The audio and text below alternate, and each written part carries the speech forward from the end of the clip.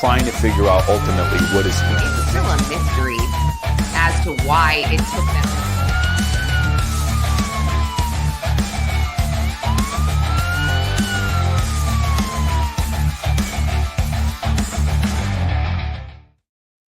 Hey everyone, it's Lauren Conlon and Jarrett Ferrantino. Happy New Year. So we're trying something new where we do a dual stream. We do Primetime Crime live on one channel, and then we do Pop Crime TV, which is my personal channel. So we're combining these. So don't forget to hit like and subscribe wherever you are watching or listening. And if you're not subscribed to Primetime Crime and you're coming from Pop Crime TV, make sure you do that. And then vice versa. Okay, I'll stop talking. Jarrett, how are you? I'm good. Happy New Year, Lauren. Happy New Year to our viewers and listeners out there too. I'm well. I'm in my office back into 2025. Not much has changed really. You know, the clock clicks over and the work continues. Yes, exactly. And I will just say hi to everyone in our chat. Hi, Dizzy. Oh, Taryn's here. Hi, Taryn. I miss you. It's been way too long. Hi, Sue. Hi, Pokemon, and hi, Sal. Great to see all of you guys. Hopefully I didn't miss anybody. But, you know, Jarrett and I figured we could have a casual morning live stream with our coffee. 2025 is starting out rough, Jarrett. Am I right? From within literally the early hours of 2025, we have major news, a tragic events in New Orleans, the Cybertruck explosion out west. I mean, it didn't take long until 2025 became newsworthy and noteworthy. And, again, we're never disappointed. If you look for true crime, if you look for crime, if you look for death, destruction, murder, and mayhem, you're very rarely disappointed. I know, right? It's so sad. I mean, even last night I'm watching the news and I see the wildfires in California and I'm like, what is happening right now? 2025, please slow down. I don't like it. I don't like it so far. But we can start here. Actually, if you don't mind, I would actually like to start with a Kansas mom update, and I'll change the banners as we see fit. So I did notice, Jarrett, that, and I shouldn't say I noticed, but Tad Cullum is actually due in court on Monday, the 13th. So at that point, when we were in the courtroom, they were discussing setting a trial date for the 13th. Like they were going to go over that and everything. But since then, I'm wondering here, is he going to waive his right to a speedy trial and try to get some kind of plea deal? Well, as we said before, he can do that at any point. And just to give everybody a reminder, many have already fallen. Tad's the last one left standing of the God's Misfits. So your question, whether or not Tad will ultimately come in on the 13th, waive his right to a speedy trial. And I mean, quite honestly, at this point, the gig is up for Tad. He knows everybody's going to testify or express the willingness to testify against him. He could just ask for a plea date. That's something else. Now, he could do that at any point. So even if it doesn't happen on the 13th, that doesn't mean the fact that all the other defendants have fallen isn't working on him and that ultimately his case will resolve too.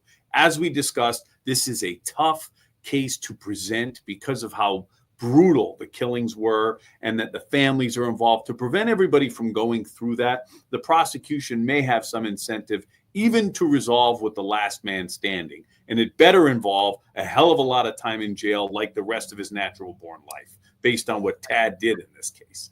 Well, and just, Taryn, to give you an idea, Tad is the only one, quote, left in terms of defendants who have not waived their right to a speedy trial. I do have a couple thoughts here that I've been kind of weighing out in my head. Yes, Simi, I brought back the hot guy. You mean Tad Cullen? Is that who we're talking about? He's back. No, we are definitely not talking about that monster. Hey, Kay. No, so my thoughts here, because I felt like Tad was shocked to hear Tiffany waive her right to a speedy trial and to the pretrial hearing, you know, I'm not sure. Are his attorneys talking to her attorneys? There is a good chance here, in my opinion, that, or maybe I'm totally wrong, but could Tiffany turn on Tad to get the death penalty off the table? Because I believe she might have been the only one to see Tad with a knife. And I think that's really important, right? Because every other defendant, I mean, they're claiming Cole wasn't there. Paul said he didn't see anything. Cora said she didn't see anything.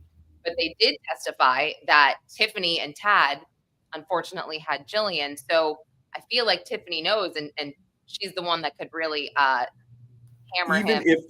Even if it doesn't go that far, Tiffany agreeing to plead guilty is turning on Tad. That's the beginning of the end. Then if she agrees to testify, okay, and she has to agree to testify truthfully. I love that. I mean, we always put that in every plea agreement said, you agree to testify truthfully. If Tiffany testifies truthfully, she points the finger at Tad as her co-conspirator, the major co-conspirator, the one who kicked this in motion as he's alleged to have done. Even if Tiffany doesn't put the hammer or any other implement in the hands, or the knife in the hands of Tad, just her willingness to plea hurts his ability to fight this case. If she gets on that stand, makes it even tougher. If she says, hey, I saw Tad causing these injuries, actually being a principal, bringing about death of Jillian, then you got problems. You got big problems. Yeah. And I guess I believe, I mean, you can speak to this, but in all cases, or in most cases, the families have to be okay with these plea deals, right? I mean, the DA can't just come to the family and say, oh, by the way, I offered, you know, them 30 years to 45 years to life in prison, and that's that. They can't do that, right? They can't. Well, they can. They shouldn't, but they can. So the family, in my experience and the experience of most prosecutors, you bring a plea offer, either the possibility of one or an actual offer that's being discussed, to a family. You sit down with them and you say, here is what's being contemplated. We would like your input. Here is why we're considering it. Here are the shortfalls. Here are the benefits, etc. Oftentimes, a family will get on board with a plea. Okay, they have a say. They don't have the say. And legally, if a family doesn't agree, the DA can still go forward. And we've had this discussion before, where a family could end up, the last thing the DA wants is a plea where the family ends up on the steps of the courthouse saying, this is not justice for my loved one. Okay, you want to be working together, you want to be working in tandem, but it's not required. So in a sense, you're half right. I mean, there is input from families. Their opinions certainly matter, but they're not driving the bus. Right. And I think maybe deep down, I knew that they don't actually need permission from the families, because again, there's a lot more that goes into all of this and prosecuting defendants, and they, you know, you have to trust these people that they know the law and they know what they're doing. But I just feel like I have to think in this case, I wonder if the families were consulted about Cora, for example, or about Cole, or if they are currently being consulted about Tad and Tiffany. Like, hey, you know, I mean, and do you guys have these conversations like preemptively, just in case? Like, hey, we haven't heard, you know, from Tiffany yet, but this is what'll happen if we have to go to trial. I always have those ahead of time. I would say, if there's a plea offer, like I would say, if there's a plea to third, I'll bring it to you. Don't get mad at me yet. I'm just telling you I'm going to be able to do that. So you always kind of set the table for those conversations. They're very difficult conversations, because you have to, if you're having the conversation, 9 out of 10 times you are agreeable as the DA to what's being offered, and you're trying to get the family on board with where you are. If I didn't consider a plea, I would bring the family in. That's an easy meeting, and say, here's why I'm not willing to accept it. I just want you to know that this has been offered, and you move on. There are times where those meetings, you're trying to convince the family to get on board with you. I'm telling you, this is lacking in the Kohberger case, because The Gonsalves families are having their own press conferences. They're basically intimating that they're kind of in the dark on where the DA is, which is concerning to me. Here's why you have a little bit of a wrinkle in the Kansas mom's case, though. The victims' families, at least in part, are also intermingled with the defendant. So you have to be careful how much you tell each of these folks, because they may be going back and forth, and that could harm strategy. It's clear, like you were there, you said Tad's neck got red. He reacted viscerally to Tiffany's plea. That is powerful. Like, they still have the element of surprise there. You with Wrangler and all these people kind of in the victim and defendant boats, you have to be careful about what you tell them. Okay. Got it. I mean, I guess, I'm just wondering here, why would he go to trial after all of this? And here's the thing. He could have these narcissistic tendencies here where he actually thinks that there's a chance that he would not be found guilty, or he would only serve 10 years versus, life or death. But again, after being there, I would think that if let's say he did go to trial, I mean, wouldn't you think that a bench trial would be smarter for him than a jury trial? Because I don't see how, I would think that the DA would call Paul again, which would be incredibly powerful, that they would call Tiffany if he had this trial. I mean, who would find this guy innocent? Literally who? Nobody. Well, so here's the answer is bench trials. We used to call them long guilty pleas. Really, if you have a good case, credibility, like a judge is going to be understanding that a guy like Paul lies in his initial statement, but he comes around. So what does Tad, why would Tad take a trial? You're asking. Because a guy like Tad has nothing to lose. This is his cause célèbre. In this play, as it's alleged to have played out, he's the manipulator, right? He's enlisting support. So he thinks he's very much in control. And as these other players fall around him, he's got nothing to lose. He's staring down the barrel of life imprisonment no matter what. So I would often say to myself, I don't know why these folks are taking pleas. I never really got some of the incentive. I had a guy plead to life straight up, and I wasn't seeking death. And I was like, 2 weeks ago, you were taking a trial. You never really know what motivates people. But my bet is if anybody's taking a trial here, it's Tad, because these people could pull their agreements at any point too. And I'm betting Tad is going to push this as far as he can. Okay. So you are okay. That's interesting. I guess my thought was, again, maybe Tiffany and Tad's attorneys are talking, or maybe not, because she's planning to testify against him. I did hear in court, and it's like I said, it was very hard to hear, but I was right in the front. They were kind of whispering that they would try possibly to have his trial as soon as this summer. And I think that that's so necessary just for the families to move on, hopefully, and just close this chapter so they can begin their healing process, which, again, I don't want to be talking out of my ass because I don't know what that feels like. It's absolutely unimaginable. But I would just think that they need to put that behind them, right? They need these convictions. Yeah, right that's now, ambitious, though. That trial, a summer trial in this case, is ambitious. Too many moving parts. I don't see it happening.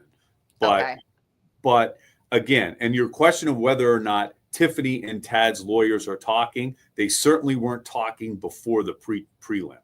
So whether or not they're talking out, they can be. But they don't need Tad. Tiffany's lawyers have no incentive to talk to Tad's lawyers at this point. She's done. So who knows? Right. And it looks like the next dates after Tad, Paul Grice and Cora Twombly are set for the next date. The next hearing is February 19th. Now, all it says on the dockets is just like it's like a status thing or something. I mean, could that would it say sentencing if they were going to be sentenced, or would it just say, because it's like, how many times do they need to go to court and have these hearings if they're being offered these deals, I guess? So so it wouldn't say sentencing because they haven't formally entered their plea. So it would just say status conference. Now, I'll what tell I've you had that happen, because- what I've had happen hundreds of times is a status conference quickly becomes a guilty plea. So in the short time before it, you might reach out to the local reporters and say, hey, you want to be, they'll typically be there, but you say, make sure you're there this afternoon. Things may develop. And it sounds, and then you'll start seeing reports like, hey, it's possible, Tiffany Adams pleads today or something like that. So the status conference brings everyone in and says, where are we? Which the judge is obligated to keep his or her fingers on the pulse of what's going on in the case. Even though they've waived their speedy trial, they haven't pled. Discovery still needs to be exchanged. That's another big thing. If the lawyers don't have everything, they can't really let their clients plead until they have everything reviewed, and they could say with a clear conscience, Judge, I've looked at everything here. I feel comfortable. My client is waiving his or her right to a trial. We're ready to move forward with a plea. So a status conference keeps things moving in the right direction and can quickly become a guilty plea. Then you would have a sentence at a later date. Here's why. Because if those witnesses are going to testify, if they're going to testify against Tad, you take the plea, you enter into an agreed upon sentence subject to their testifying. So now you have this anvil, for the purposes of our friends in Oklahoma, hanging over their heads. And you say, if you break this plea agreement, you're going to get a different sentence. This agreement is conditioned on you testifying. You plead, you will be sentenced after Tad's trial or the resolution of his case. That keeps the anvil hanging over them. Right. Okay. So, and I take it back, by the way, it says, I mean, it could be the same thing. It says further proceedings for February 19th for Cora and Paul. So I guess that could be them entering their plea of guilty, right? And then getting that's a really good point. They'd have to wait until Tad's trial is over if they needed them to testify in Tad's trial, or Tiffany's if she did it, or Cole's, whatever. Okay. That's a really, really good point. So February. And again, Lauren, their pleas are then turned over to the defense. So the defense gets that document. That's called Brady material and all these relevant, because anything they say in there could protect. Here you have people admitting to the murder that Tad's charged with, right? So all of this plea, whatever incentive they have. So when they get on the stand, you would say, oh, you're up here because Tad is facing death here. Okay. He's looking at life in prison. In exchange, you got 30 years. You're going to get out in 30 years. You already got a year in. Okay. You're getting the benefit of this deal. And all they want you to do is to make sure you point the finger at Tad. And here's the agreement that says it. So that's what you do with that document too. It all takes time too. Right. And my, oh shoot, I had one more question. And it was a really good one. And I really was curious about the answer. So this is going to bother me now.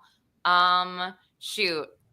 Darn it. Let me see if it was something in the chat, but I just had it on the tip of my tongue. I guess I was, oh, here it is. Okay. So in the initial, or I shouldn't say the initial, it was in a September filing, a September motion that was put forth by the state from the OSBI. They had stated that Tad stabbed Jillian Kelly. That was stated in the affidavit.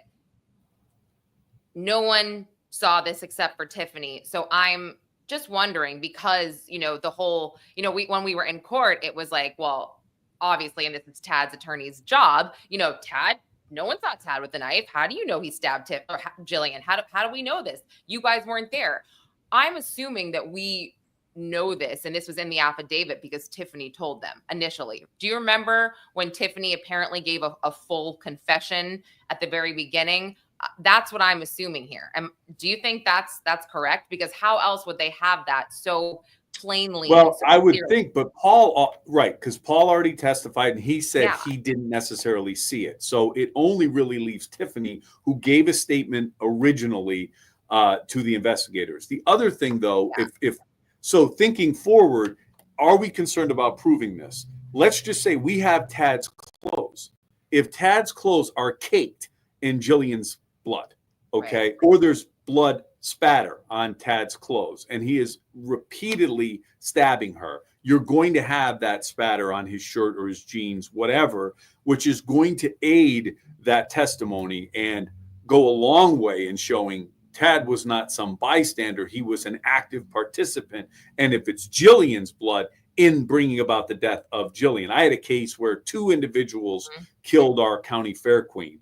And, you know, obvious one committed suicide in his jail cell. So, of course, the final is going to point the finger at the other. So we had their clothes on these mannequins in the courtroom, and one is caked in the victim's blood. The other has only transfer on his arms. So you would say, I would say to the jury, like, if you sent these 2 individuals out to paint a fence, okay, who did the work and who stood on the sidelines here? And the thing is this: if you look at Tad's clothing, who was in proximity to a bloodletting event? Inevitably, it's probably going to be Tad, which will support the testimony of Tiffany, the description that was given by Paul, even though he didn't see it. So, yes, because I did, you know, we know that they have all of their clothes in discovery. So and we don't have any motions or anything that would show the results of any DNA testing, but I'm assuming that that would come out at trial.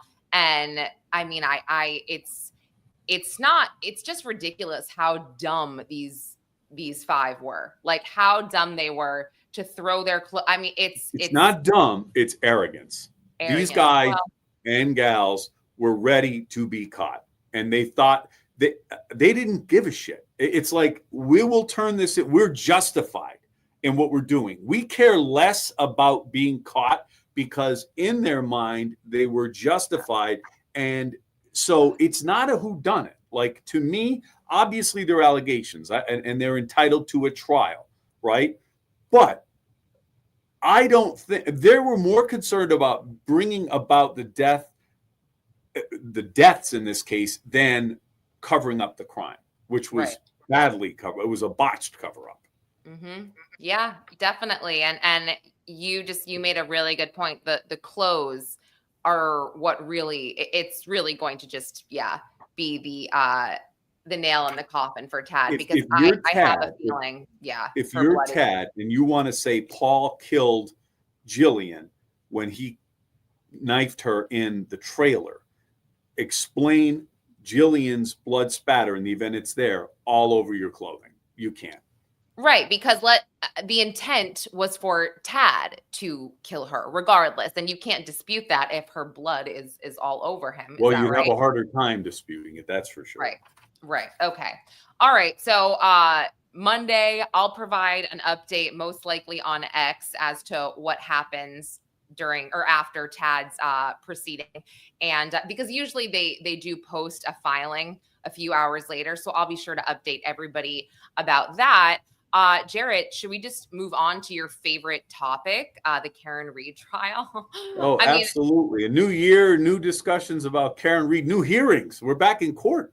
Yeah, and I have to say, I don't even know if I can stomach another trial, because it's gotten so out of control online and just digitally here. People on both sides doxing each other, accusing people. I mean, it is so crazy. And I noticed, like, the minute somebody, I don't want to say new, but like somebody comes in on Twitter and posts an opinion that differs from somebody, it's crazy. Somebody will comment, "Oh, look, someone else grifting off the." Why do you have to be a grifter to say an opinion about this case? It's like mind blowing to me. Why are people so cruel to each other when I would say 80% of people, 80% of people that are making these comments don't have any direct connections to the case. It's like, I don't even know if I can stomach it anymore, because it's gotten just so beyond the courtroom that it's hard to focus anymore.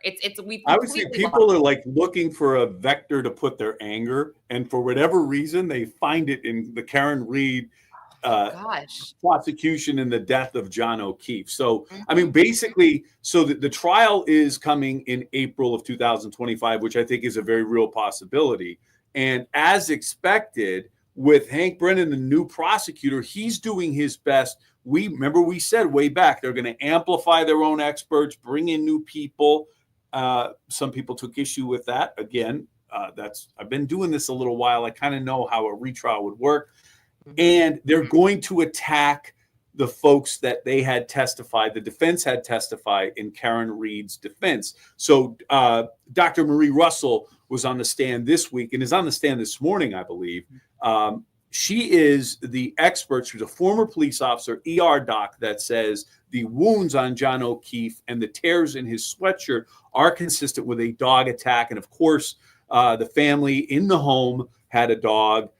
So more importantly than the actual details is what's procedurally happening here. Hank Brennan is saying there's been a deviation in the testimony and opinion of Dr. Russell. There is some issue with her analysis, and that's it's kind of a Daubert hearing, and it kind of isn't. I think Marie Russell is an expert. She's a subject matter expert, okay? Doesn't mean I agree with everything she's saying. I believe she's qualified under the rules of court to make the opinions she's making. So the fight right now, pre-trial, is Judge Bev has to decide as the gatekeeper, does Marie Russell come in based on these challenges to the level of belief of her opinion and the science backing it up? She's coming in. And the questions that Hank Brennan is raising are really jury questions, if you ask me. Yeah, I mean, I have to think that, let's say she doesn't let her in, Judge Cannoni doesn't let her in. How does that look for her? Because she did let her in during the first trial. Is that some kind of a mistake that she possibly? Well, I mean, the challenge that's being made is a little different than the original challenge to Russell, but I feel very strongly Marie Russell's coming in. I think that the prosecution through Brennan is better armed to take apart and disarm her opinion. But really, like, the Daubert hearing is you're testing, and testing is one of the standards. You are looking at an expert's testability, peer review, experience, the acceptance in the field of what she's saying. And look, it's almost like a tool marking, like a wound mark. That's an acceptable science. She's qualified to make it. She was tested as an expert in the first trial. Judges are very reluctant to overturn themselves because the thought is Judge Bev looked hard at this last time and she made a decision. Marie Russell's in, and Hank Brennan is free to make all those challenges in front of the jury. Yeah, I don't know if this is because there was no jury yesterday, but I was really shocked. And again, maybe this is my lack of trial experience or pre-trial experience, but the way that Hank Brennan was phrasing these questions to Dr. Russell, where again, first of all, he was asking her questions like she should have been an accident reconstruction specialist when she's not. She said she was a former police officer, but you don't need to have reconstruction experience to weigh in on being the expert that she is, which is a medical expert, and she's treated over 1,000 dog attacks. But the way he was framing these questions was, he was like, well, when Karen Read backed into John O'Keefe, and Judge Cannoni let him go with that on multiple questions. And I'm like, well, wait a minute. That hasn't been proven. To me, that's like saying to a defense or the defense having an expert up there, or the state having an expert up there saying, well, when Bryan Albert punched out John O'Keefe, well, that hasn't been proven. You know what I'm saying? I'm sure Judge Cannoni would say, okay, stop right there.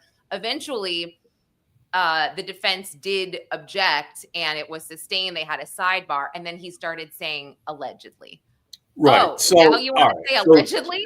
So theoretically, the testimony is to come from the witness. Okay. Oftentimes, prosecutors and defense attorneys, really, they're big ego people. They like to interject their opinions into the thing. Like, after a very telling moment, I would always say, like, if somebody said, and then he shot her, I would be like, after he shot her, I would restate what was just said. Okay. Just to re-highlight what was said, or to move the testimony in another direction. What he's doing, the jury's not present, number one. So Judge Bev can listen to this all day and disregard it. If a jury was present, you're right. It would never be allowed to be pitch that way. You would say the question to an expert, number one, you got to show respect to an expert. Okay. They're not there to point the finger at Karen Read or not point the finger at Karen Read. They're there to say these wounds are consistent or inconsistent with a particular cause and manner. Okay. So inserting the facts and pointing fingers with them is disingenuous. What you would say to them is you challenge them. So Brennan would not be allowed to do that. That's just some courtroom dramatics. I don't fault the guy for doing it, but you certainly have a little bit more leeway in a proceeding just in front of a judge. But I would say these things are broadcast. These things are live. Thousands and thousands of people are watching. I would say, Judge, we're not going to sit here and let Mr. Brennan say as fact that Karen Read ran over John O'Keefe. It's an allegation, and it really shouldn't even be in this question. I don't know why he's doing that, and that would shut it down quick. And I wouldn't sidebar that. I would object right from my seat. I would just say, there's no need for a sidebar. He keeps doing it. It's wrong. Tell him to stop. What's there to discuss? There was that, and he had said, well, were you aware that she said I hit him and this and that? And I was just kind of shocked at, again, like you said, it's I know there's no jury, but it is broadcast out there. And I was thinking to myself, well, man, if I'm a defendant, he sounds like this is fact. This is all fact. Well, he could ask her that question. So that particular question, like I would imagine Dr. Russell reviewed the case file, right? So when she's saying definitively these are dog bites, Brennan can say, are you aware that she herself actually admitted to hitting him in a statement? Like that's just getting it back out there, and it's a counter to, like it all depends. Like I had an expert basically fighting with me on an accidental shooting, whether or not there was any evidence of intent at all. And I said to the guy, well, how about the bullet in her head? Like that's first degree murder. He aimed the gun. And when experts go too far, you can reel them back in with facts, because here's what happens when an expert testifies and they complete a report. They list every single document that they reviewed in the case. So for me, I use that as saying, this document is fair game. Dr. Brennan, in preparing her analysis, reviewed the statements of Karen Read. And you would say, despite the fact that Karen Read said, I hit him, you are still saying these are dog bites. That's fair game, if you ask me. Yeah, I don't think he did not position it that way. And again, he could. I thought, he was good and he was doing his job, and the internet said, yes, he was very snarky. He was rude to Dr. Russell. Yes, all of the above are true, but he was doing his job. And Alan Jackson is also amazing. He can be rude to experts and witnesses and snarky, and he does his job. He does an incredible one. And what's that? And the judge. Alan Jackson can be rude to the judge too. Oh my gosh. Well, I mean, so Judge Cannoni, she really is. It's just interesting. She's like, she let Brennan go on forever. She really did. And I have to say, guys, I do see the way she's like, so, Mr. Alessi, I assume you're not going to be done with your redirect in 20 minutes, right? Almost, I mean, I know she's asking a question, but it's almost like, I'm sorry, do you expect me to be done within 20 minutes? Is it okay if I'm not? I do just see a bit of a difference is all I'm saying there. Well, and hopefully, this time. Yeah. I think that the personalities, I would say the first time they brought a knife to a gunfight and that didn't carry the day. You rarely get another bite at the apple. They have it, and you better come to play this time. Oh yeah, and they are. I guess my question is, will it be dropped to just manslaughter at some point before April? And will they drop this ridiculous second-degree murder charge? I am waiting for them to do the right thing here, because I just don't think that they have a murder case on their hands. And I'm not a lawyer. I just think if they were smart and they actually wanted this conviction, they would go back to manslaughter.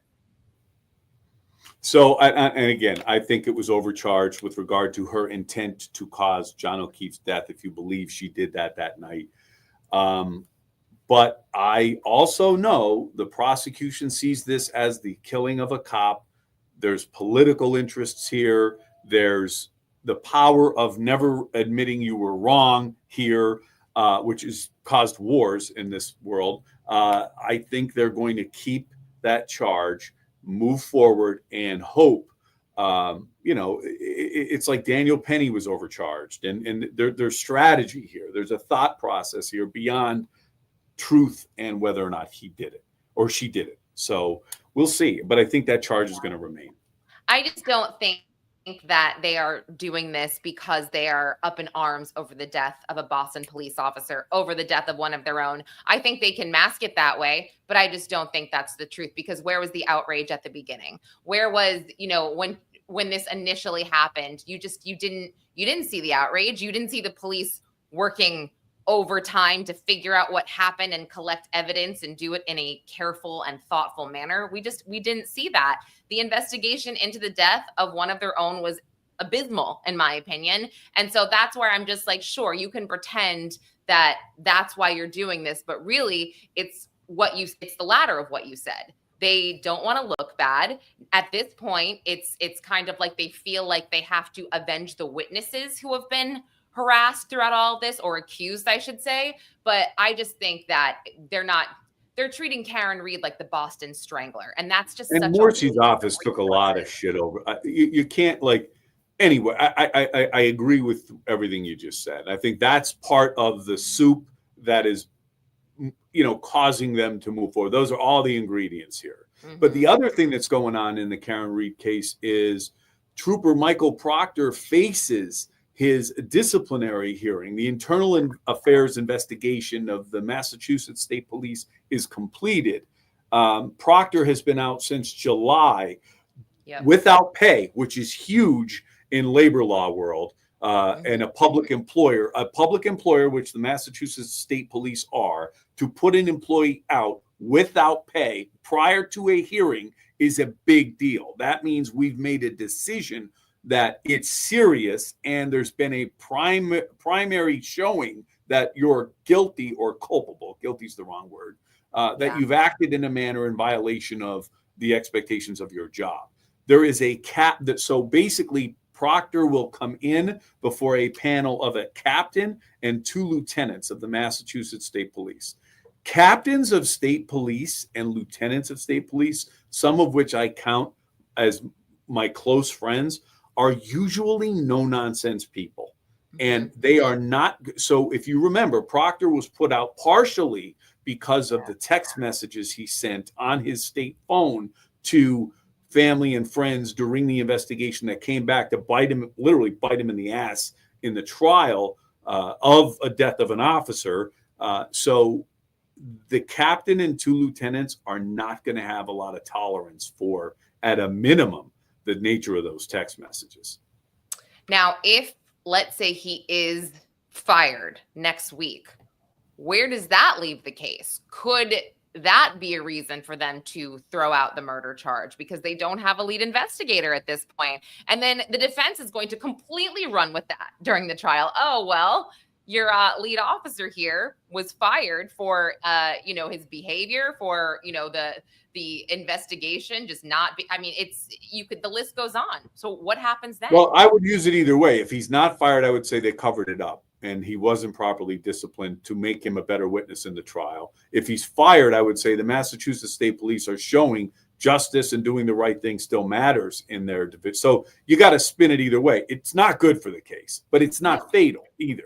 It's not good because that will be discussed. And Proctor, in trial 2, if the state doesn't call him, the defense is going to call him. So he's going to end up on that stand. He's not dead. I mean, I've had murderers on. I had a witness kill his girlfriend while we were pending trial. And the cops were calling me like, you're not going to. I have good news and bad news. We found this guy. The bad news is he killed his girlfriend. I was like, well, he's still going to testify, and that's not going to come in.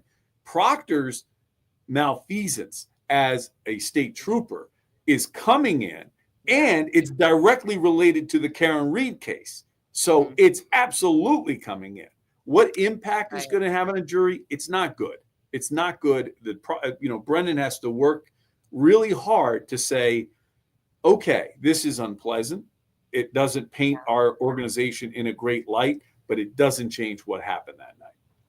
Right. And Dizzy pointed out Brian Walsh has a Rule 17 motion today to try to get Proctor's work record. And the Brian Walsh case, he's accused of killing his wife, Anna, it was 2 years ago, I believe. She was a real estate broker from Serbia. She was beautiful. They had 2 sons. And I mean, the evidence against Brian Walsh, in my opinion, it's overwhelming. I mean, his Google searches talk about an idiot. Right. It's ridiculous. So yeah, Proctor has this domino effect here. But I want to go back to something Karen had said. There was a couple things we can get. So the Rule 17, Rule 14 for ARCA, they are trying to also get ARCA excluded, their testimony about the Karen not hitting John, which again, it's like the Commonwealth here is going after the defense's entire case. Like, this is their case, and they're trying to get all of their experts. Well, but again, and the hope is that they have their own people this time appropriately qualified to take apart these opinions. Yeah. So, and I see some of the questions you're getting. The bottom line is this: multiple things could be true at once. Mm-hmm. Proctor's actions could be inappropriate, but Karen Read could still be guilty. And Walsh could still be guilty. Like, let's not lose our heads here. Like, if the case against Walsh is strong, yeah, he has nothing left but to say Proctor had some axe to grind or compromise the investigation because of his shortcomings as a human being. And, right. And all of those things, his lawyers have to do their job. You just can't ignore the fact that Proctor fell apart as an investigator and blew up on the launching pad of the biggest case of his career. It will jeopardize Walsh, which was a big case too. Right. And then Taryn had said, what about Josh Levy stepping down? Will it help or hurt the Fed's cases? I mean, I don't know. I have no idea, because he's the U.S. attorney for Massachusetts. I have no idea. I mean, he was leading the charge. He stepped down because, I mean, he stepped down after the election, right? So correct. He's stepping down. That's pretty typical. Yeah.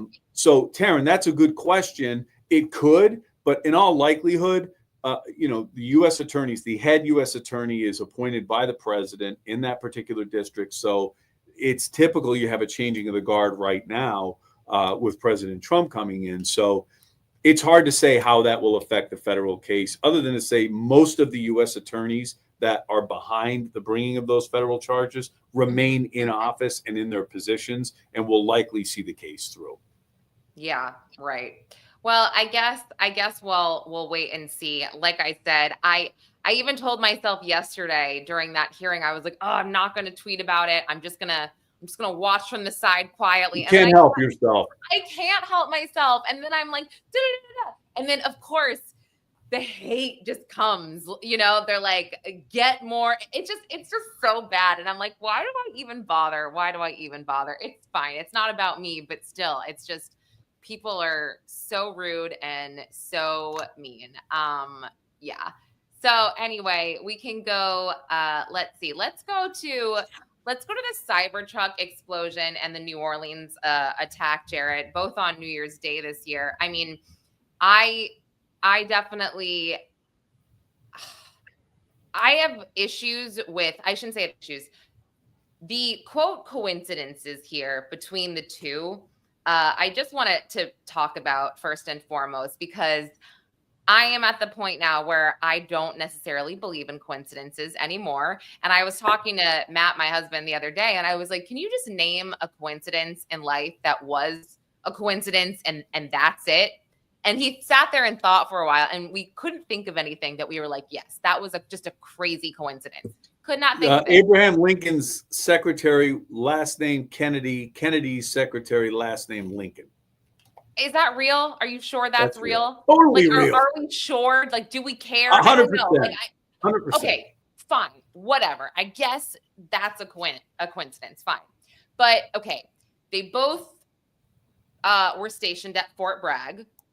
Fine. They both served in Afghanistan. Okay. Both of these attacks or these incidents occurred on New Year's Day. Fine. And then they both used the Turo app to rent these cars. And the Turo app, one thing about it is it's a little bit more loosey-goosey in terms of who they rent cars to, because you're actually borrowing a car that somebody owns. It's not like a car rental place. So maybe that's the idea here. I'm not sure, but the similarities there, that's pretty much where they end. But still, it's a coincidence. And then, we have the symbolism of a Cybertruck, Elon Musk, being blown up in front of the Trump Hotel. There is some symbolism there. And this guy, Livelsberger, was said to be a Trump supporter. And it's incredibly sad, but I'm inclined to believe that Livelsberger just did not get the help that he needed, coming out of the Army, based on his manifesto or his notes in his phone that we saw, where he just could not handle the fact that he had to watch all of his brothers die, and he couldn't come to terms or grips with the people that he's had to kill while at war. I find that to be just so tragic. Well, look, I think that the other coincidence here is, so the big fights initially, like I was watching this as these things were unfolding, like the first thing the press was pointing out, which they're U.S. citizens, like that was the most important thing to point out, number one, right? Okay, there was that. And then whether or not it was terrorism, okay?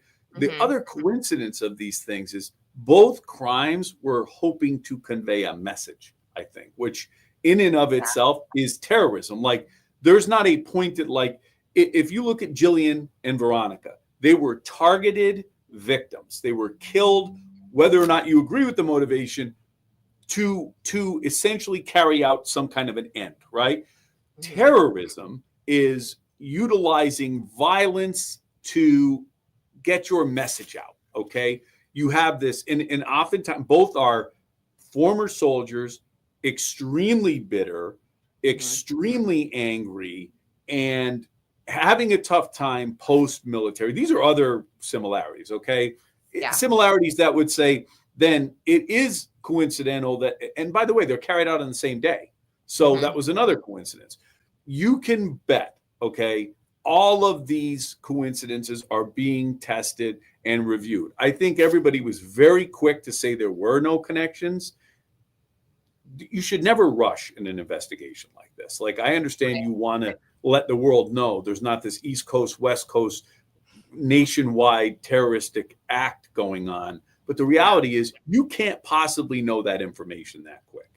You just can't. Not in today's day and age. Is it possible they were communicating in a manner that isn't traceable in 48 to 72 hours? Yeah, you bet.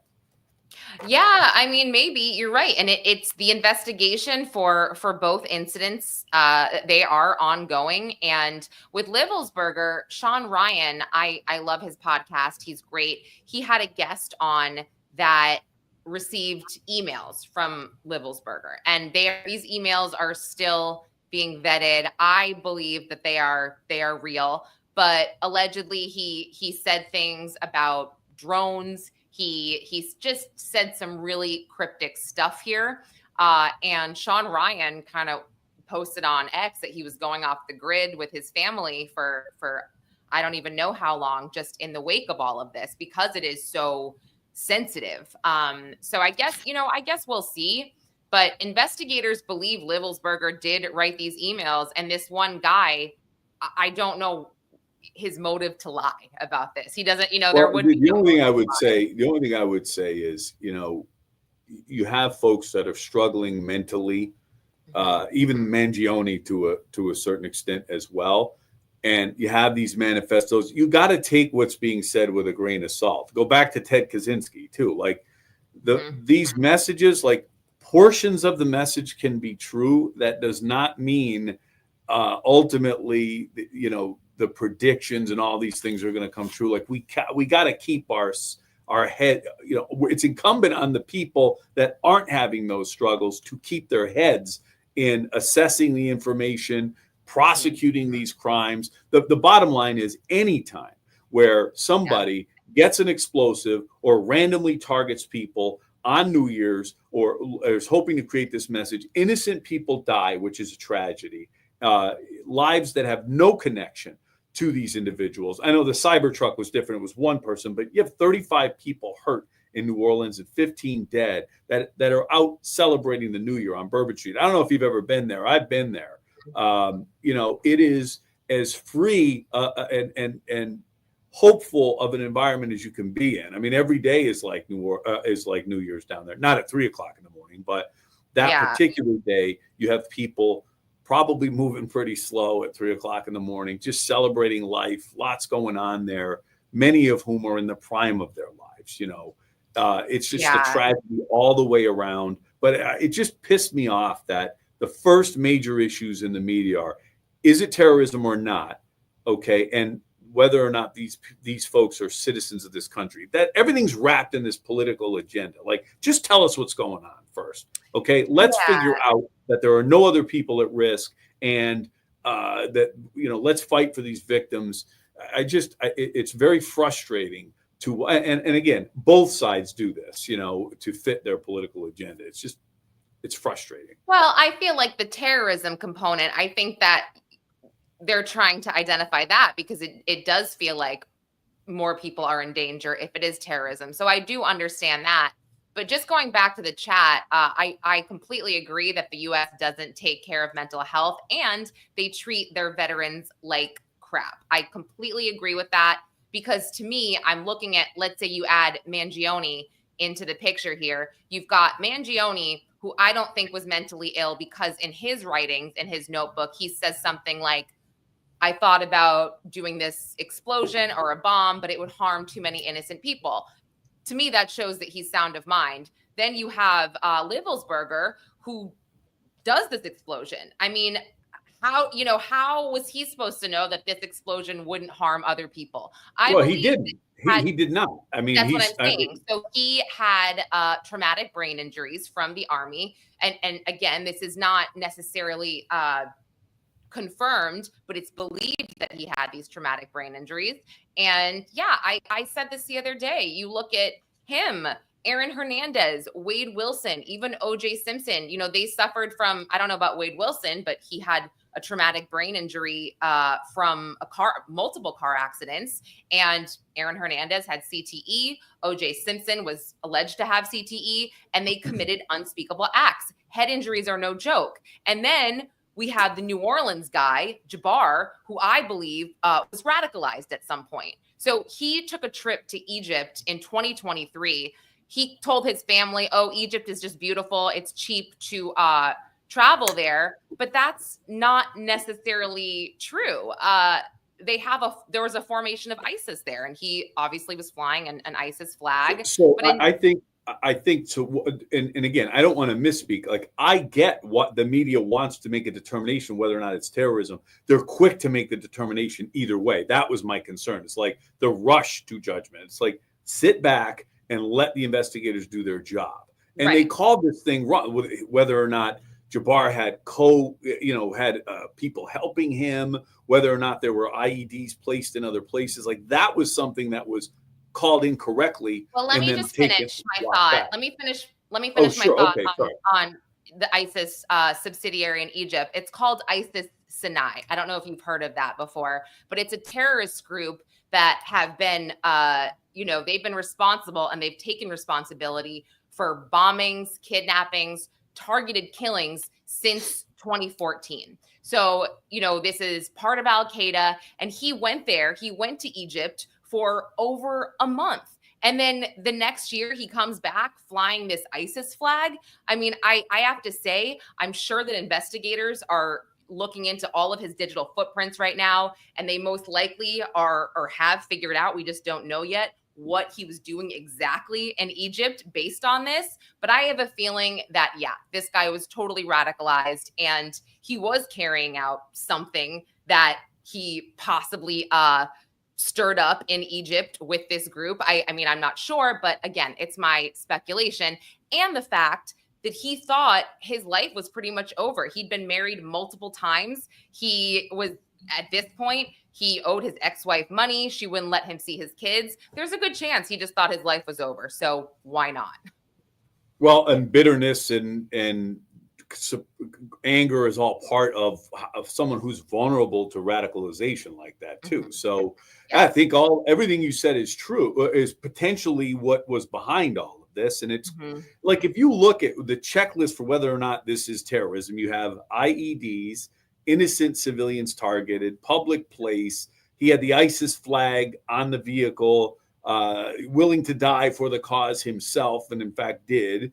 All of those things, posts online beforehand, all of those things meet the criterion for, the UN standard of terrorism, the federal standard of terrorism. I mean, it is that, so it when you see it. I think and your issue about mental health and the fact that we need to do a better job in this country about caring for our veterans. Absolutely. I mean, we've seen many of our heroes in the Army struggle with alcoholism, struggle with mental health, and some graduate to this level of crime and violence, on the country they fought to protect. Something is wrong here, and we need to do a better job as a country of caring for those folks. And I've seen, we've all seen it. I happen to work with many police officers and prosecutors and folks that have been in the criminal justice system. What you see in that work, a little bit different than killing in the field of battle, but those folks get traumatized too and have a difficult time post-career coping. We need to do a better job of recognizing people struggling to prevent this kind of stuff and just help those people who don't graduate to carrying out terrorism.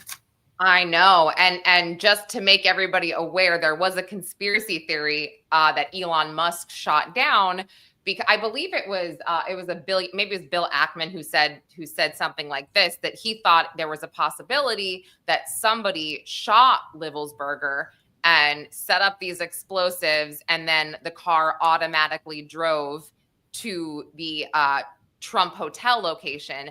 But Elon Musk said that the person in the driver's seat has to be responsive and that this wouldn't necessarily work. So I thought that was really interesting, because it does seem convenient that they could not identify his body because it was so badly burned, yet kind of like Mangione, where he had the gun, the manifesto, all these things. Livelsberger had his ID there, his everything that seemed to point to who he was. So I thought, oh, well, maybe there is a possibility. But then I heard that and I said no. And also, they may have been able to identify him on just traces of a tattoo. I don't really know how that works if you're burned to a crisp, but I guess that is what's being reported. I mean, it depends. If he's positioned in a certain way, portions of his body could have been shielded from fire and explode. I mean, it's complicated. Okay. So a forensic pathologist would evaluate what's left of him. And I mean, I've seen pretty remarkable things in that field. But again, like, everything becomes like, I know that we say there's 9 billion people in the world, but like, everything comes back to like Elon Musk and all these different, it's crazy. It's like, yeah, there's 9 billion people, but why do the same individuals keep coming up and all? Like, it's wild. And look, I hope that starting off the year this way, this is not a trend that continues. Certainly not something we want to see continuing to happen. On the Mangione front, this is going to develop. Did you see where there are reports out of the jail that P. Diddy's pissed off because Mangione's getting all the attention in the block? I mean, I don't know if I necessarily believe that. However, I did see, so I do have a contact with this guy, Craig Rothfeld. If any of you guys are familiar with his name, you probably aren't, but he is Harvey Weinstein's prison rep. And I read the other day that he is Luigi Mangione's rep. Yes. So I text Craig a lot for information. I was introduced through another friend. So I did text Craig and I was like, give me anything and everything you've got on Mangione. I want to know, what his situation is like, how he's being treated, what are the conditions. And he said, sorry, I'm not talking about this guy. It's not the same as Harvey. So I was like, okay, totally get it. No problem. If anything changes, let me know. But it is interesting that all of a sudden, you know, we see Mangione with what we believed in Pennsylvania was a public defender, comes to New York. All of a sudden, he's got this high-priced attorney, and he's got a prison rep, basically ensuring that his Mangione's got the money to fight. So his family, if they're bankrolling his defense, we'll have to do a whole episode on that one. I have a lot of thoughts on his case and where it's headed, and we will continue to monitor that one. But yes, and I know that people are probably dropping off to see the rest of the Dr. Russell hearing. But really quickly, I do want to just finish off with Kohberger, because around Christmas Eve or Christmas Day, I forget which one, a report came out that Kohberger was investigated for a home invasion that was kind of similar to the 4 murders in the sense that he was masked up and, he snuck in the middle of the night. I mean, Jarrett, what are your thoughts on this actually being Kohberger? Well, have they subsequently said that it's not, he's essentially been ruled out, or no? No, they have not said a thing. It just, Kohberger was investigated over I may have jumped the gun on that information, but let me say this. It's proper when you have a crime so unique as Kohberger's to reverse engineer that person's life and unsolved crimes that are similar in nature. They're almost signature type crimes. So you would I always use the example of the wet bandits in Home Alone, right? If you have houses where the water's left on, you're going to look at these guys for those cases, right? So Kohberger is being looked at not only in Washington and Idaho and in Pennsylvania, everywhere he lived. So any crime remotely close, he's going to be looked at. I don't know, from what I've been told, unless something has dramatically changed, he is not good for any of these other murders. There was no murder. It was just a break-in, and he ran. So what happened was it was 10 miles away from where the 4 murders were committed, and they described the suspect as masked, but they could see his eyebrows. And they said he had I'm sorry, I wrote that off as one of the other. So we're talking about 2 different things then. I'll look into that. Okay, he was added as a person of interest very recently, because of the similarities. And basically, he was also silent at this home invasion, and the person that lived at the house screamed really loudly and apparently kicked him in the stomach, and then he took off running. It scared him. So, I mean, it is interesting. There does seem to be similarities, but would you describe him as having bushy eyebrows? Well, if that's the only thing you could see, and they're clearly distinct. So yeah, I guess I certainly wouldn't say they're your typical eyebrows. I would say they're more bushier eyebrows, or, You do. He doesn't have the manicured, Let me hold on. Let me show you. Pull up Kohberger really quick. I guess. I mean, they're distinct. His eyebrows are distinct. I guess they are kind of they are. Ugh. They're kind of pixelated in that image. But if you're looking, his eyebrows run the entire length of his eye socket. Okay, so they're wide and they're dark. So if all you can see is here above the nose, you would describe him as having bushy eyebrows. That's a really good point. And again, he certainly doesn't have an unibrow. If he did, you'd say that. If they were manicured, you would say, his eyebrows look like they were like tailored or cut or something. Okay. Yeah. I mean, I guess it is similar, that home invasion, and it must have been terrifying for somebody to open the door and see a masked intruder. My gosh, I cannot imagine the sheer terror. But you would remember that. So Titanium Build says they're bushy, but my boyfriend has extremely bushy eyebrows. So nobody described Kohberger as having extremely bushy eyebrows. They're just bushy. So right. That's a really good point. Yeah. Okay. Well, you know what? I will let everybody go here and go jump into the Dr. Russell hearing over in Dedham, Massachusetts. I'm sure everybody's dying to. I'm going to turn it on as I work, but yeah, I'm kind of like, all right, maybe I'll be silent today. I probably won't. I can't help myself. So, Well, I'll be watching for your comments. yeah. Okay, great. Awesome. Well, everybody, thank you so much for joining. Don't forget to hit like and subscribe to Primetime Crime on YouTube and Pop Crime TV. And we will see you guys next time. Thanks, Jarrett. Thank you, Lauren. Thanks, everyone.